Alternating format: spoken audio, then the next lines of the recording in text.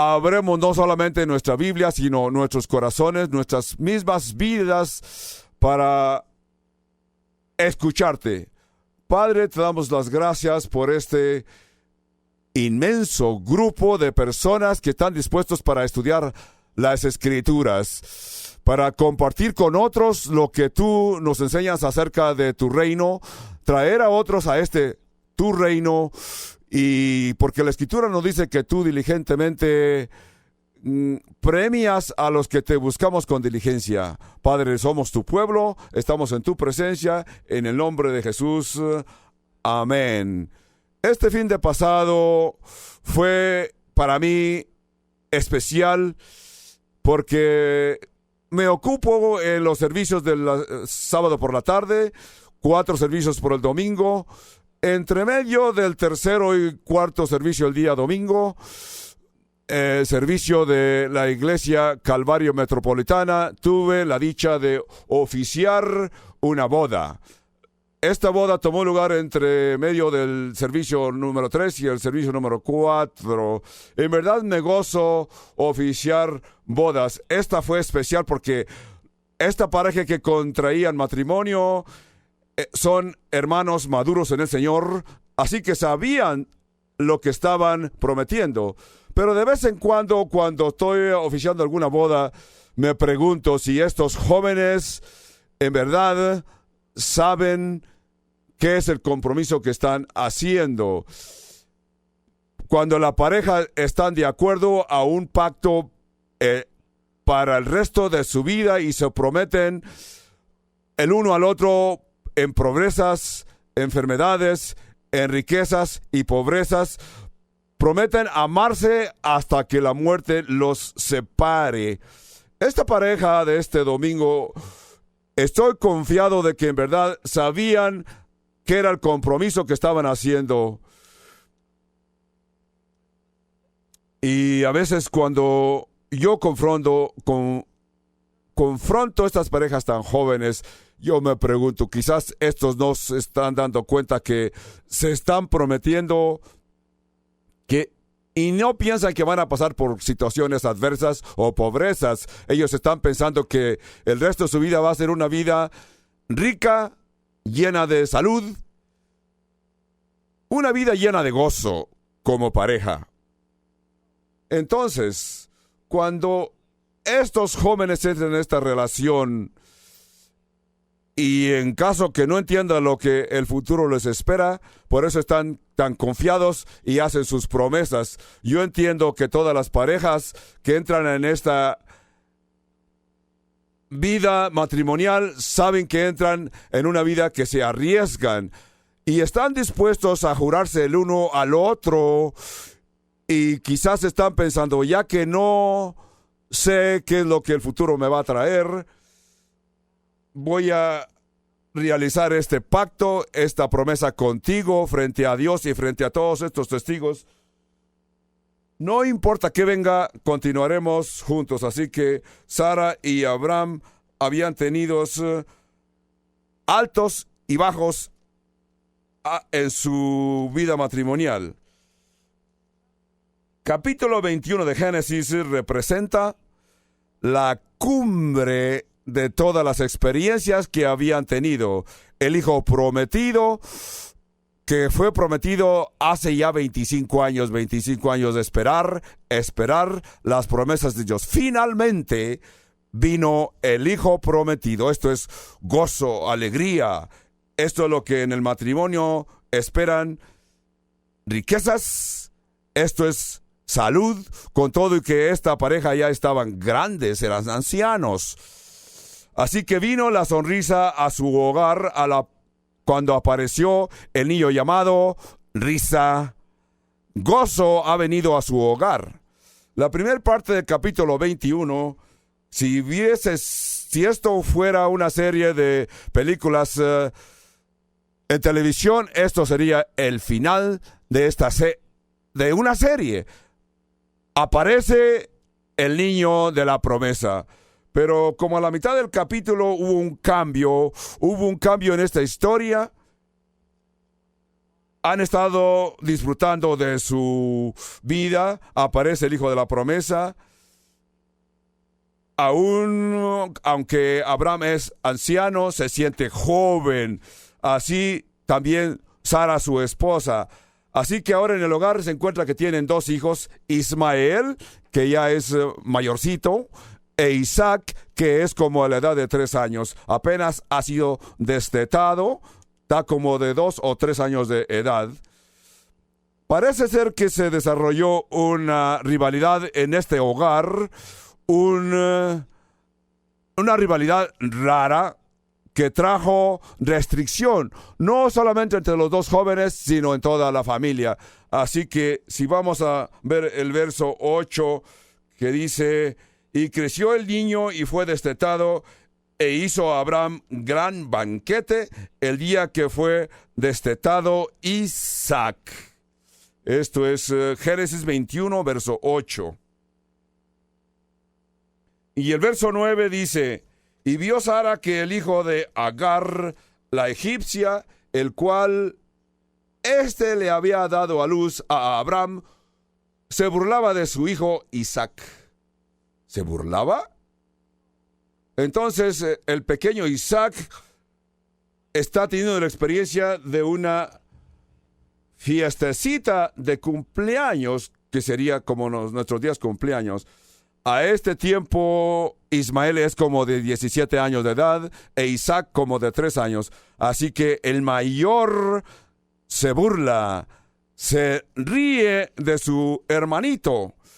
Si tú te preguntas o estás pensando qué tipo de hermano puede ser este, que a la edad de 17 años se burla de su hermanito a la edad de 3 años. Si tú te estás preguntando esto, yo te diría, no has experimentado familias. No importa a qué edad estén los niños y hermanitas, llega una cierta edad que la rivalidad toma lugar, porque la edad no ve edades. Lo único que Ismael está viendo, que la atención que antes todo experimentaba, hoy esa atención es dividida y es dirigida a su hermanito, al joven, al hijo de Sara. Aún es hijo de, no solamente de Abraham, sino hijo de Sara. Por eso es que Sara le dice a su esposo Abraham, verso 10, por tanto dijo a Abraham, echad a esta sierva y a su hijo, porque la hija de esta sierva no ha de heredar con Isaac mi hijo. Sara, ¿qué te sucede? Si me acuerdo correctamente, fue tu idea de que engendrara yo este hijo en la sierva. Recuerda que me dijiste, querido, yo ya soy anciana y yo ya no puedo concebir. Así que arrímate a la sierva egipcia y ten relación con ella, y el hijo que venga de esa relación lo consideraremos como si fuera nuestro propio hijo. Y este va a ser el hijo para que Dios cumpla su promesa del hijo prometido. Aún Abraham, después de estar de acuerdo con ella, clamó y dijo, oh Señor, que Ismael viva. Obviamente este no era el plan de Dios. Pero el plan no es exactamente lo que ellos creían. Y se encuentran con este niño que acaban de destetar. Así que Sara le dice, echa a esta sierva y a su hijo de aquí. Expúlsalo de aquí, de nuestra presencia.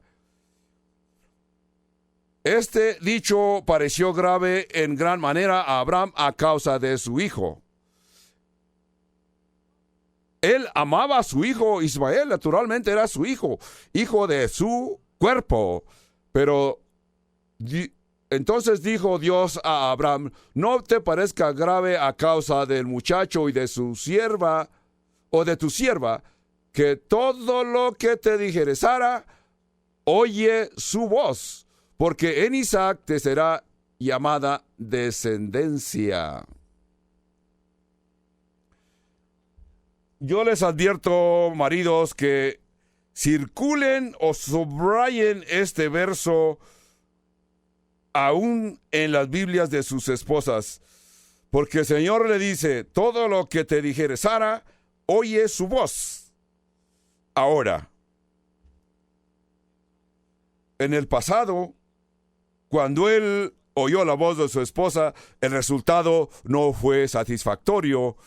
Esta vez el Señor le advierte a Abraham, oye a lo que tu esposa te diga, porque lo que ella te diga va a ser para bien. Muchos hombres no solamente tienen este verso subrayado, circulado, pero aún lo han memorizado otro texto clave en las Escrituras, que es Efesios 5, verso 22, lo conocen en inglés, algunos hasta lo han memorizado en el idioma original griego, que dice, casadas estén sujetas a sus propios maridos como al Señor. Algunos hombres les gusta usar este texto como un garrote para reprender a sus esposas. Le dicen, hey, la Biblia dice que seas sujeta a mí. Esto no es justo ni teológicamente justo, porque Efesios 5:22 tiene un verso que está antes, que es el verso 21, que claramente dice, el 21 de capítulo 5 de Efesios, dice, someteos unos a otros en el temor de Dios. ¿Verdad? Cualquiera que sea la sumisión que el hombre le reclama a su esposa, esto se deriva de una sumisión mutua entre esposo y esposa. Aún antes de esto, dice el capítulo 21, comienza en el verso 18, que dice, a ver si lo puedo recordar, no os embriaguéis con vino, en lo cual hay disolución, antes bien sed llenos del Espíritu Santo, hablando entre vosotros con salmos, con himnos, cánticos espirituales, cantando y alabando al Señor en vuestros corazones, dando siempre gracias por todo a Dios y Padre en el nombre de nuestro Señor Jesucristo.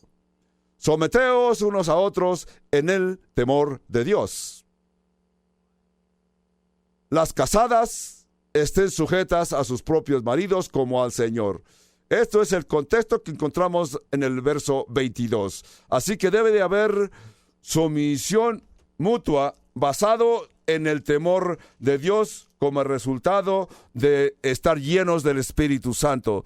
Pero al continuar este capítulo, no habla solamente que los esposas y esposos deben de ser sumisos, aún sus hijos deben someterse. Los padres también se deben de someter, aún los empleados, en aquellos días los esclavos. Así que encontramos 5 grupos en esta sección basados bajo el término sumisión. Esto es interesante. Efesios 5:22, donde dice, esposas, someteos a vuestros maridos. En el idioma en el original no aparece el término sumisión, pero los que traducieron decidieron que lo que significaba toda esta explicación era sumisión unos a otros en el temor del Señor, los esposos, las esposas. Y luego en el verso 25 del mismo capítulo dice, esposos, amad a vuestras esposas. Y luego en el capítulo 6, verso 1, se refiere a los hijos, obedeced en el Señor a vuestros padres.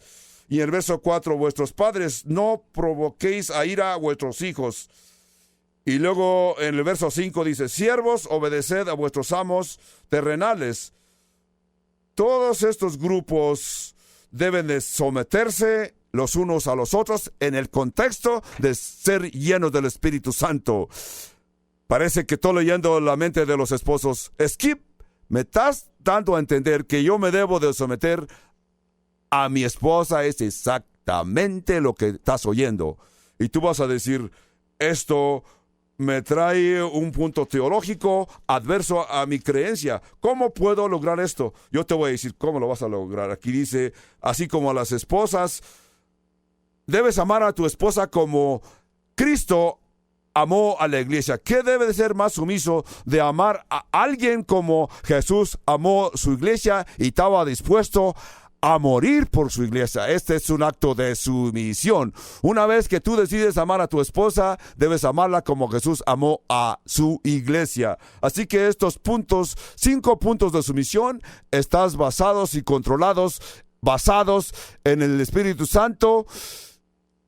Y sí, en todo hogar las decisiones deben ser hechas por el esposo. El papá tiene que ser el que hace la decisión, porque yo les voy a recomendar en las bases bíblicas que les he dicho, que lo hagan en una sumisión mutua, en oración, bajo la dirección del Espíritu del Señor. Los resultados serán gozosos, porque Dios dijo, todo lo que Sara te diga, oye su voz, porque en Isaac te será dada descendencia. Con todo y esto, dice, también el hijo de la sierva haré una gran nación, porque es tu descendiente. Entonces Abraham se levantó muy de mañana, dice la Biblia, y tomó pan y un odre de agua, o sea, una ánfora de agua, y la dio a Agar poniéndolo sobre su hombro. Y le entregó el muchacho y la despidió. Y ella salió y anduvo errante por el desierto de Beersheba. Le faltó el agua en el odre y echó el muchacho debajo de un arbusto y se fue y se sentó enfrente a distancia de un tiro de arco, porque decía, no veré cuando el muchacho muera. Y cuando ella se sentó enfrente, el muchacho alzó su voz y lloró. Esto es una situación muy desesperante. Tienen sed, no tienen agua, así que ella se imagina que van a morir, pero ella cree que morirá primero el muchacho. Tenemos dificultad para entender cómo es que este padre que amaba a su hijo Ismael, podía poner un pedazo de pan en sus manos y una ánfora de agua y despedirlo a él y a su madre y enviarlos al desierto. Esto es especialmente difícil entenderlo, ya que Abraham era un hombre muy rico.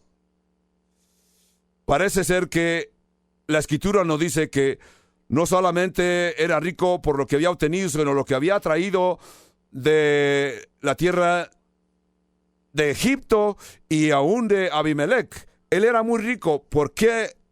Nosotros pensaríamos, ¿por qué no les envió una caravana, un grupo de soldados para que los protegieran en el desierto? Quizás camellos cargados con víveres, comida, bastante agua. ¿Por qué no? Algunos comentaristas creen y opinan. Yo creo que a algunos de esos comentaristas les gusta decir,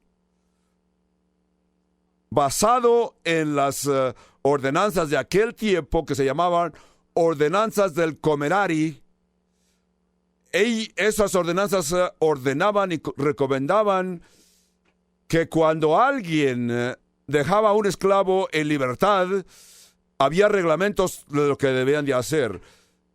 Dejaban a sus esclavos ir libres al desierto. Esto era correcto y legítimo. Pero yo creo que la razón por qué él dejó que su hijo fuera así al desierto, nosotros nos preguntamos, ¿cómo es que Abraham pudo hacer esto con su hijo?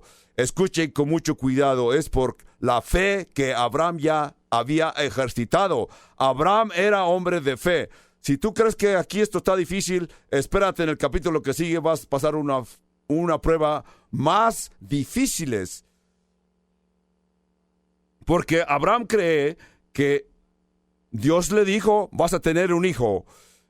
Y entre él y Sara pensaron no va a ser posible, pero Abraham sabía que esto iba a hacer. Pasaron 25 años y vino el hijo prometido. Para este punto, Abraham ya aprendió su lección. Gad le ha prometido no solamente aquí, sino en otros lugares, de que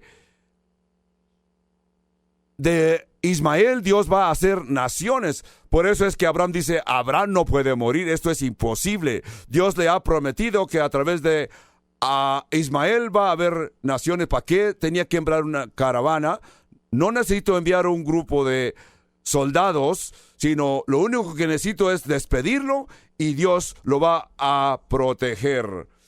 Esto a mí me da una enseñanza que veo que muchos padres no la han podido entender, especialmente cuando dedican sus hijos al Señor, se lo entregan al Señor, lo entrenan en el Señor.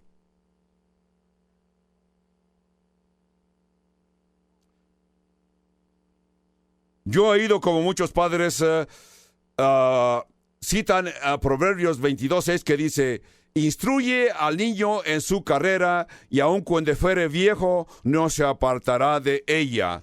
Así que con todo y que estos padres citan estos textos y oran por sus hijos, veo que los protegen en una forma tan extrema que llega a ser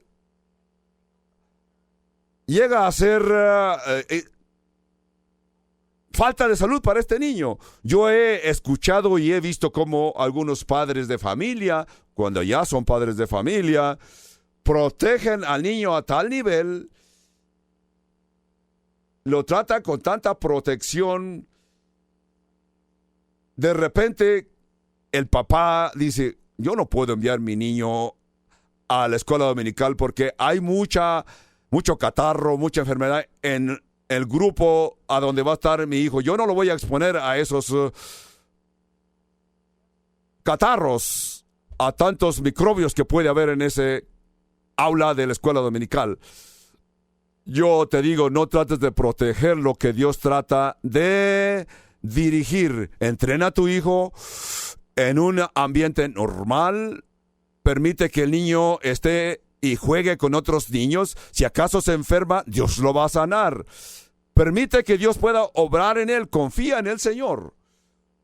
En lugar de enviar una caravana de protección alrededor de tu niño, simplemente ora al Señor y dile, Señor, yo confío en tu promesa y confío que mi niño no se va a enfermar, y si se enferma, tú lo sanarás.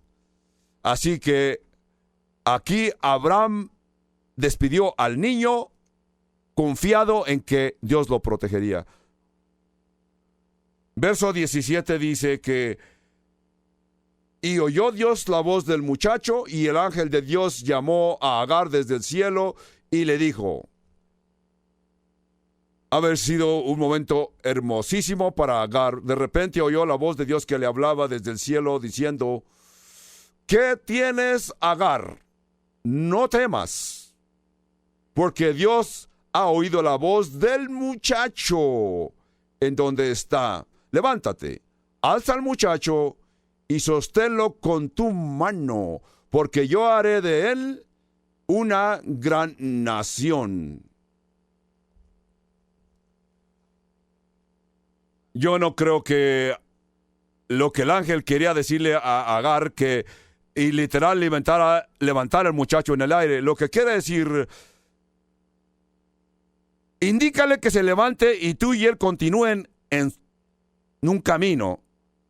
Así, cuando una persona viene y dedica a su niño, es una expresión hermosísima, principalmente si el papá o la mamá son padre o madre soltera. Tienen que confiar en la protección de Dios al cual han dedicado a su hijo. En nuestro país creemos que hay como 12 millones de niños que están creciendo con padre o madre soltera. Salmo 68 nos dice que Dios enviará a las familias que se sienten en soledad, les enviará la protección desde el cielo. Así que, ya que tú no estás en esta situación y conoces a un padre o madre soltera, ve, toca la puerta, ponte a su disposición para ayudarles, quizás limpiar el jardín, ayudarle en algún problema eléctrico, o quizás ayudarles a divertir el muchacho en el parque que está cerca de tu casa. Así que aquí también en nuestra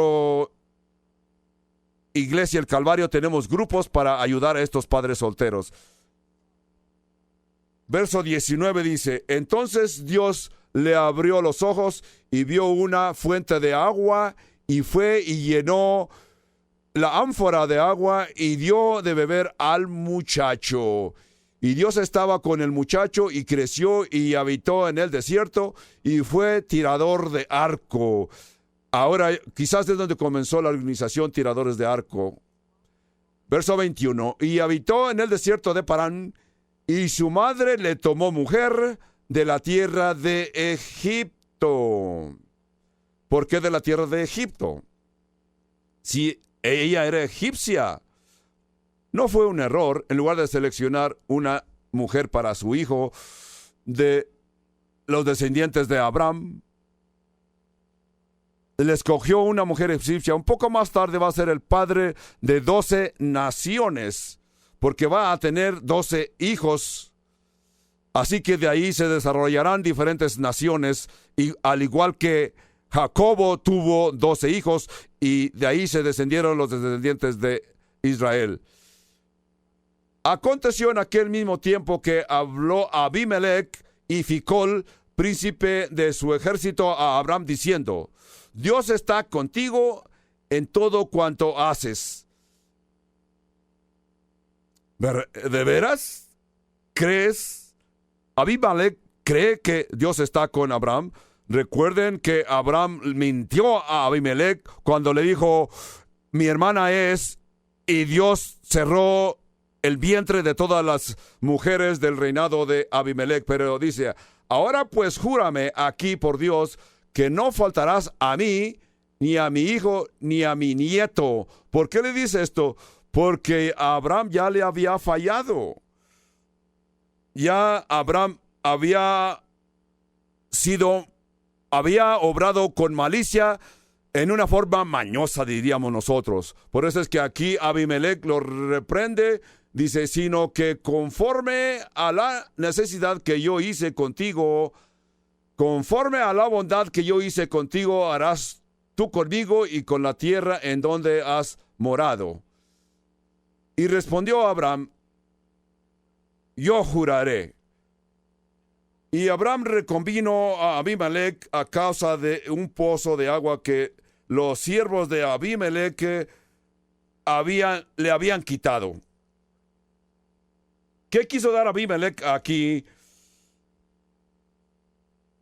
Abimelech a Abraham con que no me vayas a fallar porque ya me fallaste. Lo que quiere decir Abimelech, que ya ha estado observando a Abraham y ha observado de que Dios lo está bendiciendo continuamente. Porque si tú te preocupas cuando estás viviendo frente a personas que tú saben que eres personas que te han estado observando, enséñales que Dios está contigo y confías en Él. Muéstrales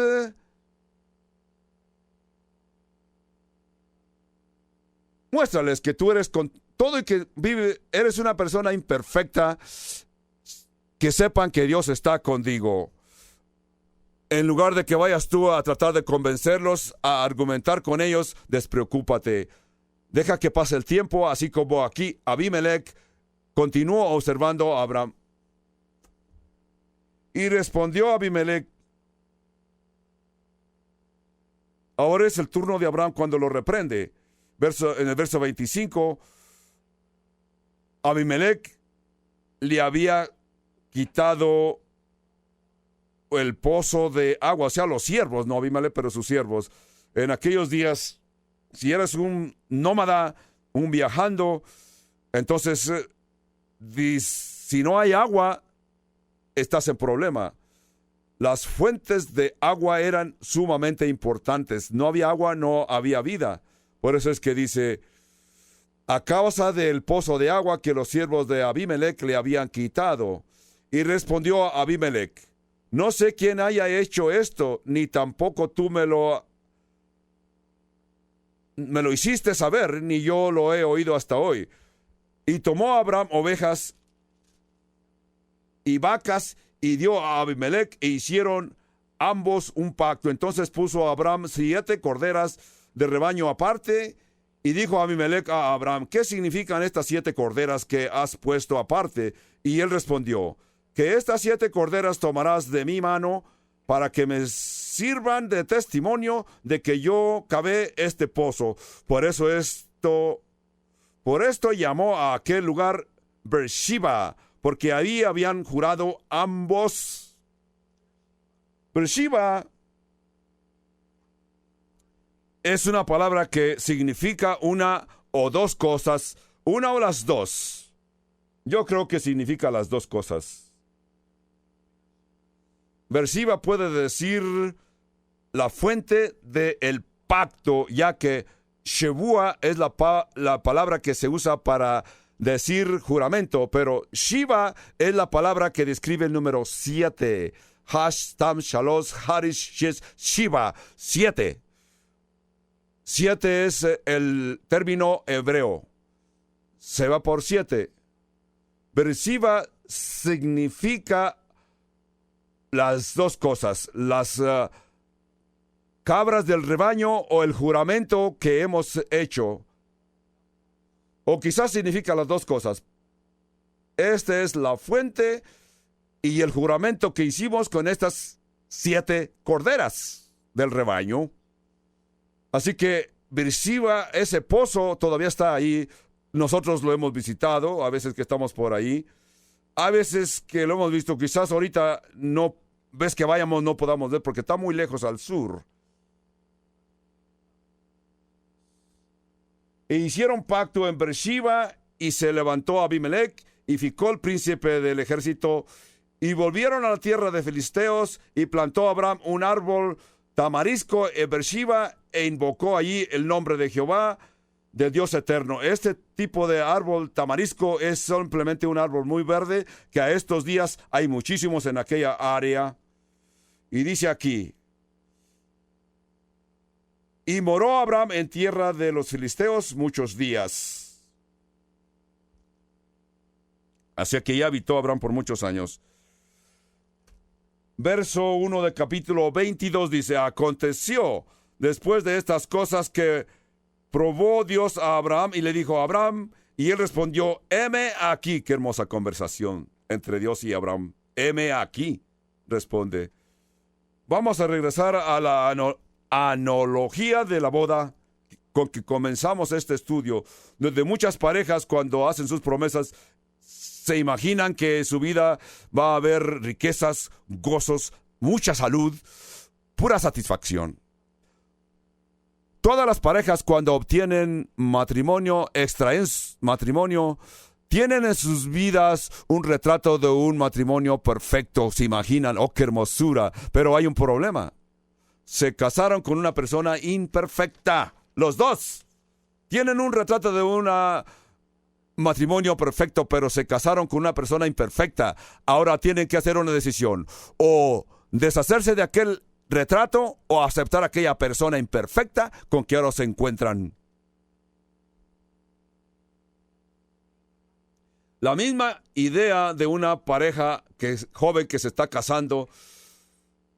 Deben de caminar en fe en Dios. Mucha gente tiene este retrato. Cuando vienen aceptan al Señor Jesucristo, esperan que ya que aceptaron al Señor, y lo que ellos se imaginan que van a vivir en el futuro, no se imaginan, saben que va a haber pruebas, caídas, pero el Señor permite en todas estas circunstancias y situaciones que haya problemas, situaciones dolorosos. El retrato que tienen en su mente de perfección, de que una vida perfecta, muchas de estas gentes se desesperan y no saben qué hacer. Se sienten turbados, ya no vienen a la iglesia, no se envuelven como se envolvieron al principio en las actividades de la iglesia, citan las escrituras con mucha libertad, pero de repente te los encuentran, les notas que están cabizbajos, porque hasta te dicen, yo no esperaba que Dios me tratara con estas adversidades. Jesús predijo que había gentes así cuando habla del sembrador que va a esparcer la semilla, y la semilla va a caer entre piedras, y todas las problemas de este mundo los van a ahorcar. Así que estas semillas no dan el fruto que debían de dar. Pero la semilla que cayó entre pedregales no enraizó, y pasa cuando vienen los problemas de su vida, esta semilla no produce. Así son las gentes que aceptan al Señor Jesucristo o entran en el matrimonio. Piensen en todo lo que Abraham y Sara tuvieron que confrontar, porque está para pasar por pruebas que nunca había confrontado, porque Abraham dice, esto no es lo que yo había esperado.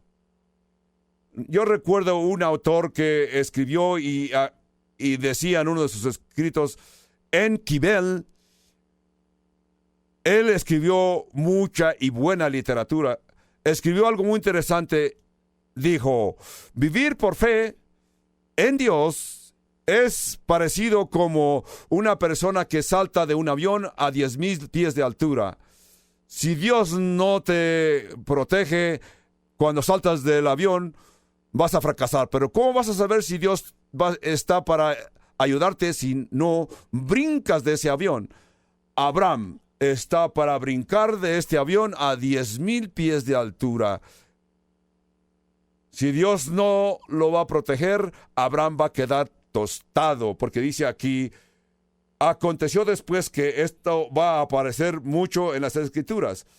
Hay una mujer en nuestro país que expresa y dice que es su texto favorito cuando la Biblia dice, aconteció después de. Esto quiere decir que después de que pasas por las pruebas, eso quiere decir aconteció después de.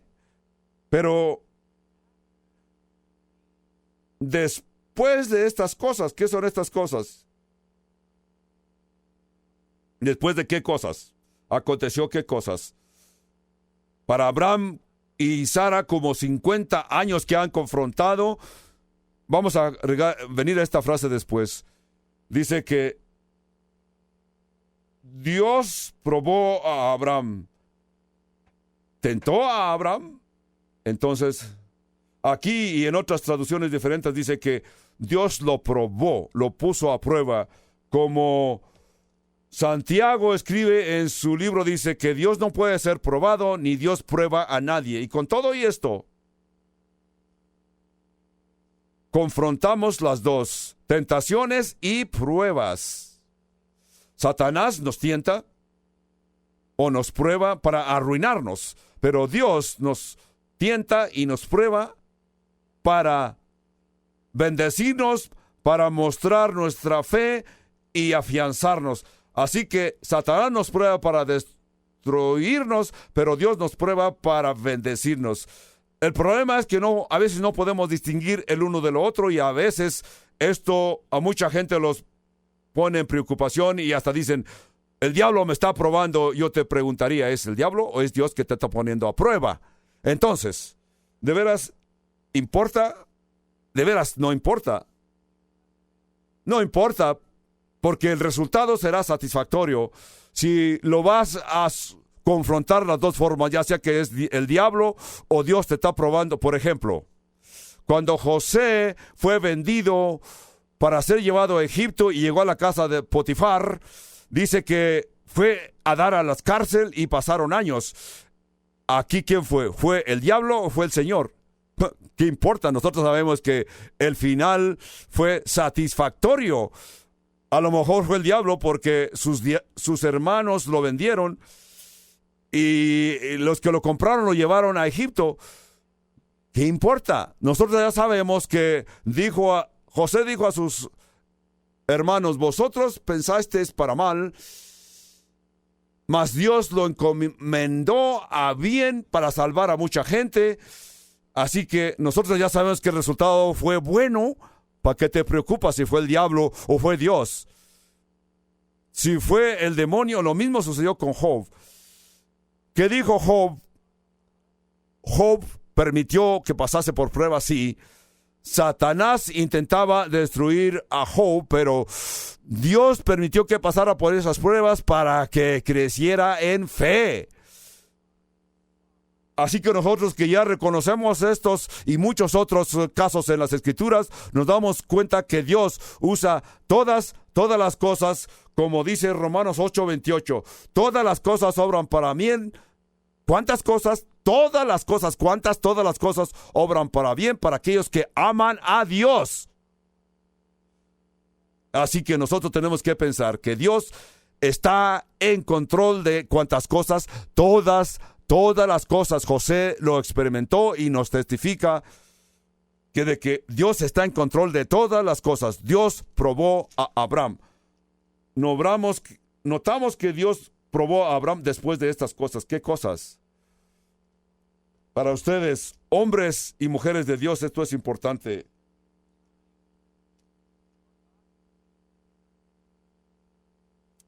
Hay veces que Dios nos pasa por las pruebas. Dios no puso a Abraham a pruebas hasta que él estaba preparado. Verso 34 de capítulo 21 dice: y que moró Abraham en tierra de los filisteos muchos días. No sabemos cuántos días. Algunos creen que vivió allí como por 10 años. Otros creen que 7 años. Otros que era hasta que llegó a Ismael a una edad de jovencito.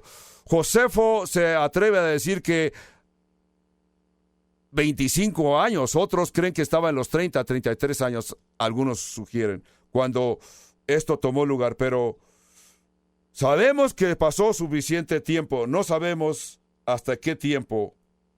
Lo único que me puedo imaginar que el niño había sido destetado. Isaac había sido destetado.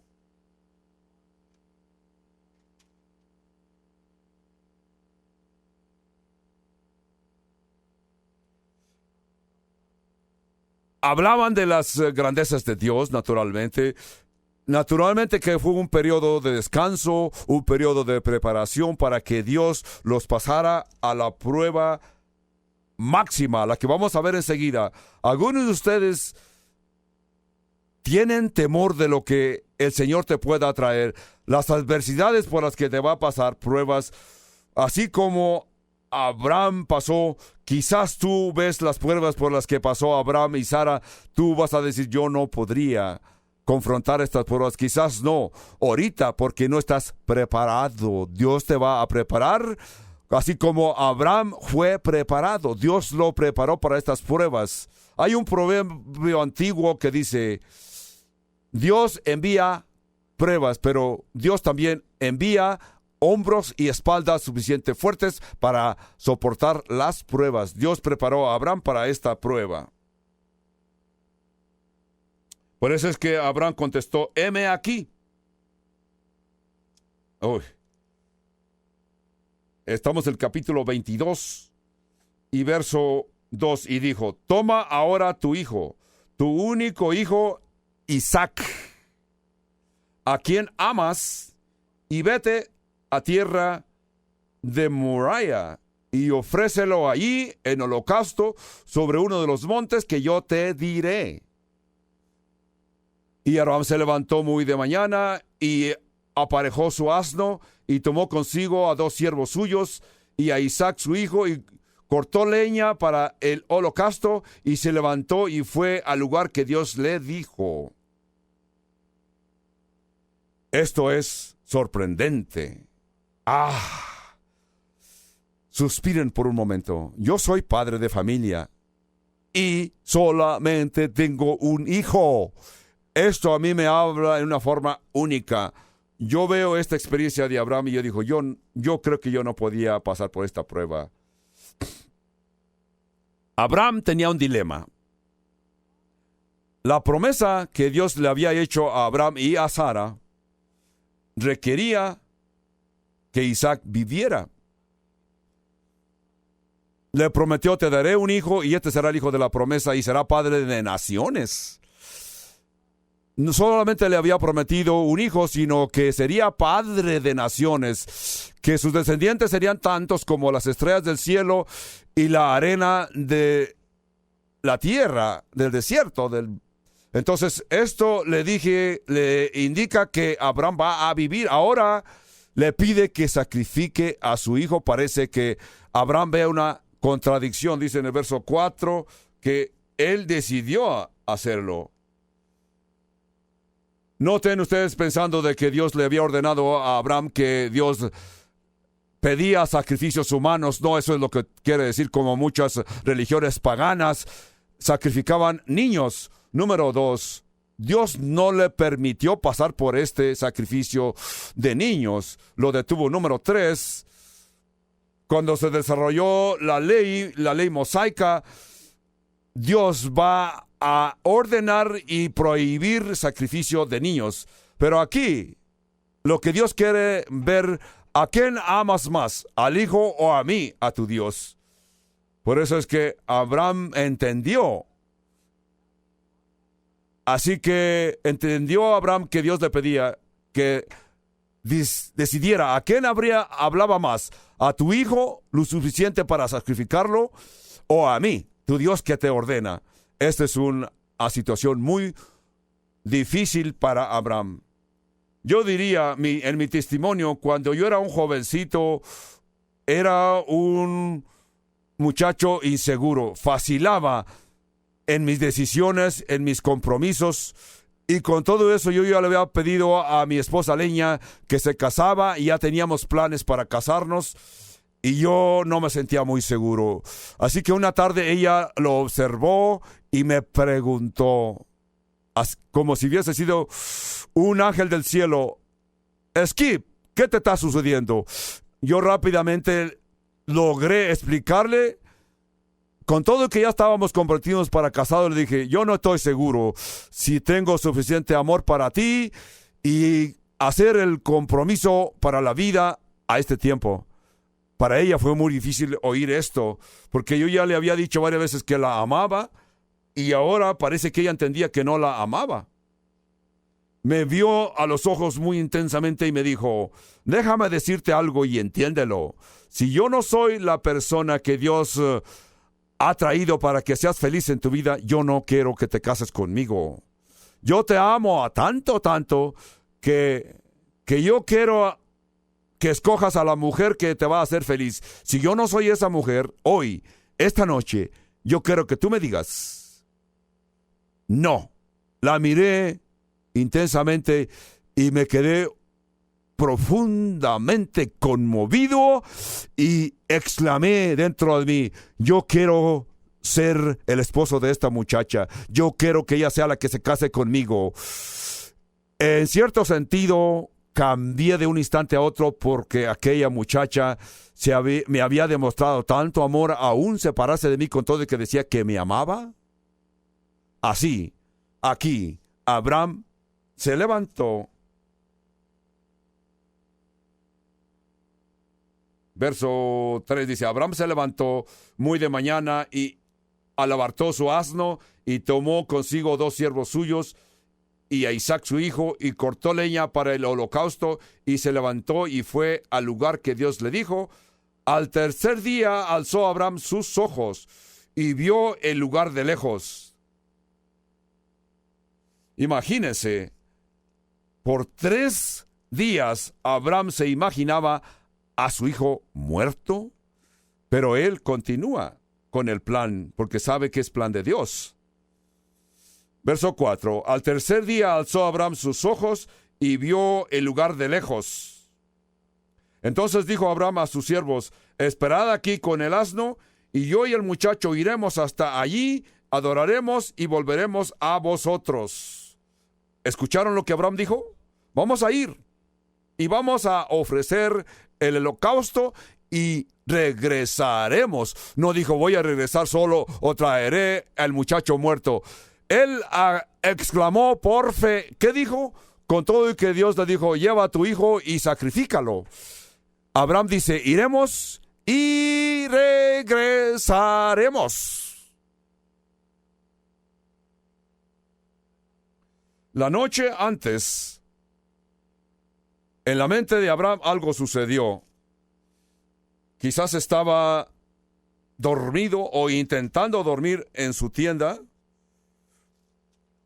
Estaba haciendo sus cálculos, calculando lógicamente, y en su mente él vio algo que no encontraba respuesta. Él pasó esto por su pensamiento, la lógica del carácter y el poder de Dios.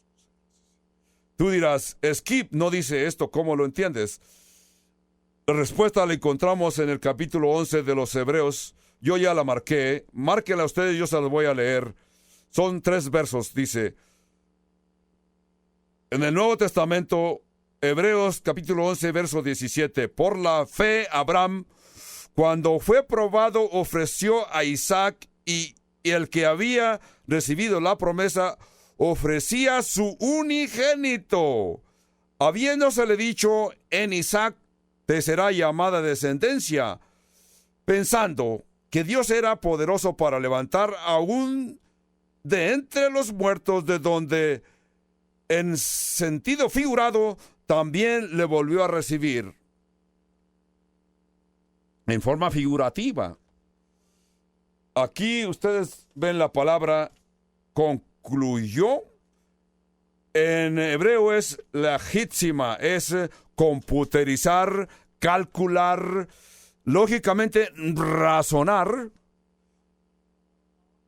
La noche antes de esto simplemente me puedo imaginar que la mente de Abraham, él estaba computerizando y pensó, Dios me ordena, Él me hizo promesa a mí y a mi esposa que tendríamos hijo. Es imposible que el hijo muera. He aquí el hijo. Ahora Dios me está pidiendo y es requerido que mi hijo muera.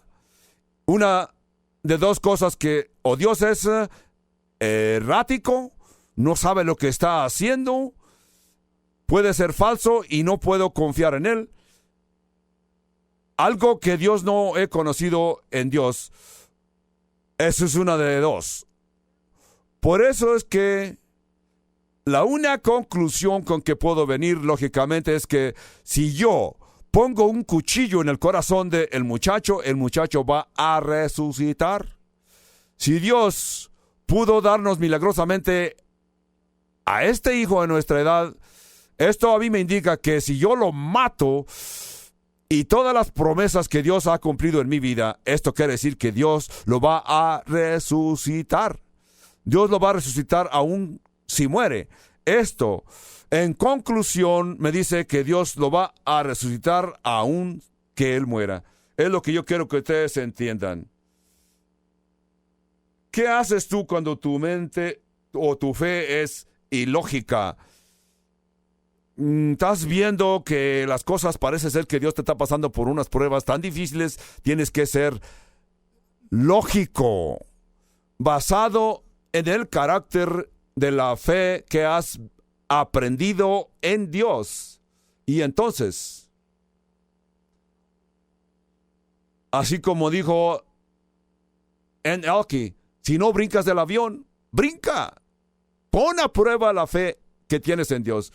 Oí la historia de un mercader en el sur que vendía verduras, frutas, y este hombre guardaba sus verduras en el sótano de la bodega, y era muy común que estos hombres que tenían su vendimia guardaban sus frutas frescas, las embodegaban en el sótano de la bodega. Era costumbre tener la entrada al costado de la bodega. A esta bodega la llamaban la bodega celar. El papá estaba en el piso bajo de la bodega, pero él ve que su hijo aparece por la puerta que está al costado de la bodega y lo saluda. Buenos días, papá. Y el papá le dice, oh, ven, necesito tu ayuda. Brinca, hijo. Y el hijo le dice, no te veo, papá, no puedo brincar, no te veo. El papá dice, no importa, yo te estoy viendo y tú me conoces, sabes que te amo y sabes que te voy a recibir. Así que brinca. El chamaco brincó, no basado en que él veía a su padre, sino que él conocía el carácter de su padre. Esto era lógico, era inteligente aquel muchacho. Así que Abraham concluye, él puede resucitar a mi hijo. Así que le dijo a sus siervos, iremos allá, y yo y el muchacho adoraremos como Arnold Schwarzenegger decía, regresaré. Así que Abraham se dispone a continuar. Aquí dice, iremos y adoraremos. Aquí es un acto de fe, un acto de adoración por parte de Abraham. Nosotros podemos estudiar y ver las situaciones adversas de nuestra vida. Nos detenemos y hasta pensamos, esto es horrible, ¿cómo es que yo puedo pasar por estas pruebas? Pero si confías en el Señor, le dices, Señor, tú me das, tú me quitas, bendito sea Jehová. De vez en cuando, o a menudo, nosotros vemos las circunstancias adversas y ahí nos estancamos. Si tú puedes aprender a ver las circunstancias adversas, y te vas a quedar abrumado, sorprendido. Tú vas a estar diciendo, esto es imposible, no es posible. No lo hagas. Quizás es una buena definición para describir la adoración. Dice aquí, iremos, adoraremos y regresaremos. Así que tomó Abraham la leña del holocausto y la puso sobre Isaac, su hijo, y tomó en su mano el fuego y el cuchillo, y fueron ambos juntos. Entonces habló Isaac a Abraham, su padre, y dijo, Padre mío. Y él respondió, heme aquí, mi hijo. Y él dijo, he aquí el fuego y la leña, mas ¿dónde está el cordero para el holocausto? Y respondió Abraham, Dios se proveerá de cordero para el holocausto, hijo mío. E iban juntos. Algunas traducciones siempre dicen que Dios se proveerá para sí el cordero para el holocausto. Así que el hijo y él iban juntos.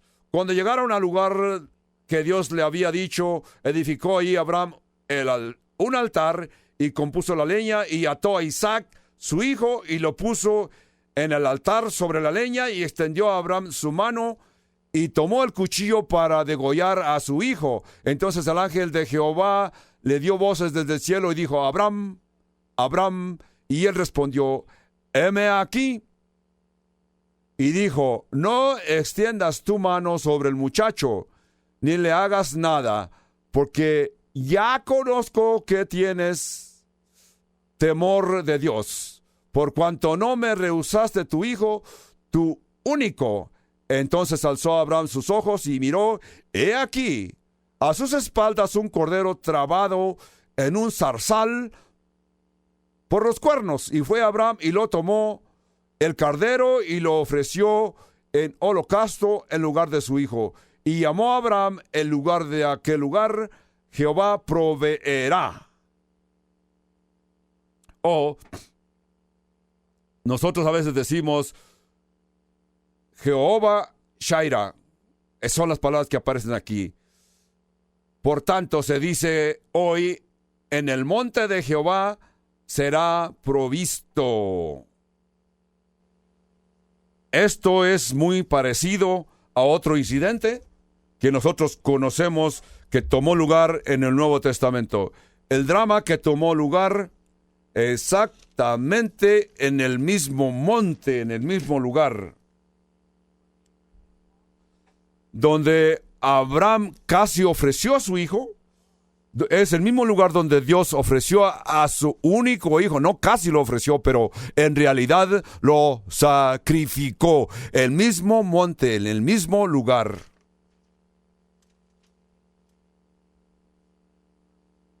En el verso 2 vemos que Jehová le dijo, toma ahora a tu hijo único. ¿Hijo único? Nosotros sabemos que Abraham tiene 2 hijos. Pero aquí Dios dice, toma tu hijo único, porque él era el hijo de la promesa, no el hijo de la carne. ¿Qué dice en Hebreos? El único hijo. Toma tu hijo único. Por eso es que se le reconoce como el hijo de la promesa, no el hijo de la carne. Dice, toma tu hijo único, a cual amas. Recordamos la regla de la primera vez que se menciona algo aquí, la primera vez que se menciona el amor. ¿Qué es el amor? El amor del Padre por su Hijo, que está dispuesto a sacrificar a su Hijo en el monte Moriah. Esto es muy interesante. Si tú fueses a Jerusalén hoy estos días, el monte Moriah está en una montañita fuera de Jerusalén. En la misma cumbre de aquella montaña que lo puedes ver. Hace 2000 años se fue, esta montaña se le llamaba Golgota, el lugar donde Jesucristo fue crucificado por nuestros pecados en la cruz. No nomás, sino en el verso 4 nos dice, al tercer día alzó Abraham sus ojos y vio el lugar de lejos. ¿Qué día? El tercer día. El tercer día él llegó, al tercer día estaba para sacrificar a su hijo y al tercer día el ángel le habló. Esto nos dice que por 3 días en la mente de Abraham, su hijo Isaac estaba muerto. Por 3 días él pensaba, voy a sacrificar a mi hijo va a morir. Pero al tercer día Dios lo detuvo. Al tercer día, en cierto sentido figurado, su hijo estaba muerto hasta que el ángel le habló. Algo muy interesante.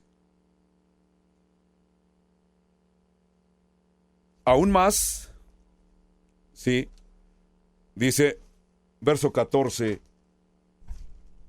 Verso 14 dice, y llamó a Abraham el nombre de aquel lugar, Jehová proveerá, porque sabemos que casi sacrificó a su hijo. Nosotros sabemos que definitivamente Dios sacrificó a su hijo. Uno es un tipo de sombra del otro, de lo que sería realidad. Yo creo que cuando Abraham levantó la mano, con el cuchillo en la mano, todo el cielo se detuvo. Todos los habitantes del cielo se detuvieron. Así, de la misma forma, cuando Dios sacrificó a su hijo en el monte Moriah, todo el cielo se detuvo, admirados, porque Dios sacrificó a su único hijo. No tenemos tiempo en este estudio para continuar, pero lo haremos después. Me gustaría continuar, pero no nos queda el tiempo, se nos está terminando. Dice, en el monte de Jehová Dios proveerá, y en el monte de Jehová todos veremos. La cruz de Jesucristo nos sorprendió a Dios. Era el plan original de Dios desde la fundación del mundo.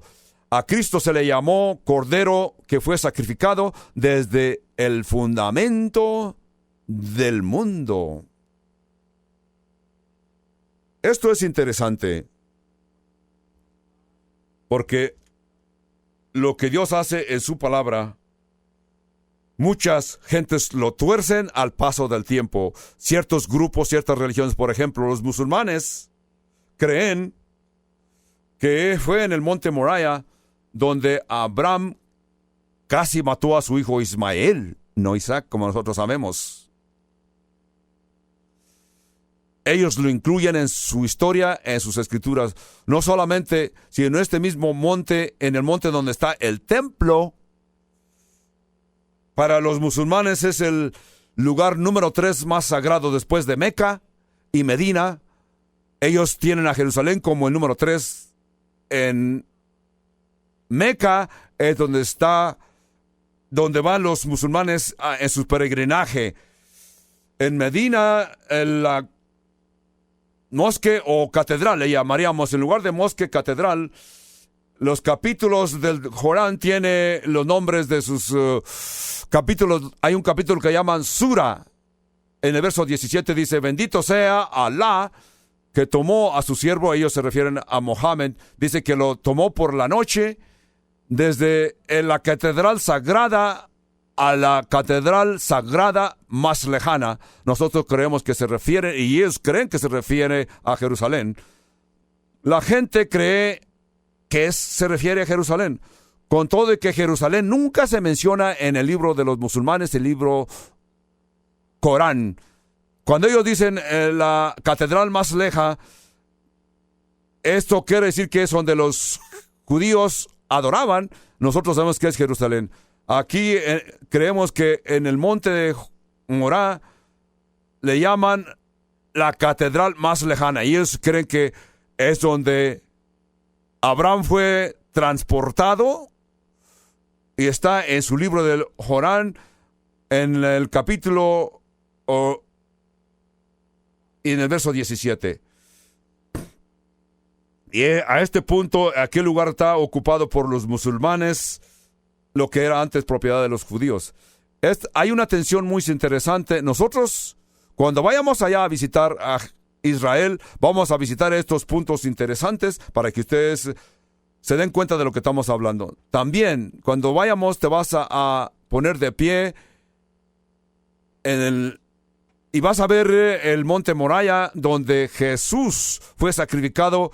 En el monte del Señor, Dios proveerá. Dios proveó el sacrificio una vez por todas para salvar a todo aquel que crea en ese sacrificio. Oremos. Padre Celestial, te damos las gracias hoy por el tiempo que nos has permitido para poder estudiar estas historias tan importantes de la vida de Abraham, y en nuestro estudio de Génesis de línea por línea. Sabemos que tú has proveído, que por fe has proveído, ya sea que a través de a través de Abraham enviaste a Ismael, a Isaac, y Abraham mandó a su hijo al desierto, y él viajó por el monte desierto, por el desierto. Nosotros nos preguntamos cómo es que esto puede ser posible, pero nosotros sabemos que Abraham basó sus actividades en tu carácter, Padre Santo. Con todo que él era inconsciente, faltoso, Padre, yo te pido que nosotros experimentemos lo mismo. Padre, yo te pido por todos nosotros que te conocemos por años. Algunos de nosotros a este punto estamos pasando por tiempos difíciles, tiempos de prueba, tiempos financieros difíciles. Naturalmente que es lo que no esperábamos como hijos tuyos. Señor, en esta historia que hemos visto esta tarde, podemos ver que nuestra fe no va a ser fe si no pasa por pruebas, aún como pasar por fuego. Nosotros nos damos cuenta y sabemos que tú nos estás probando para ver que si lo que decimos y creemos es verdad. Padre, te pedimos que refuerces nuestra fe en todos nosotros. Padre, yo te pido que nuestra relación sea más cerca, en el nombre de Jesús, en el nombre de Jesús. Amén, amén, amén.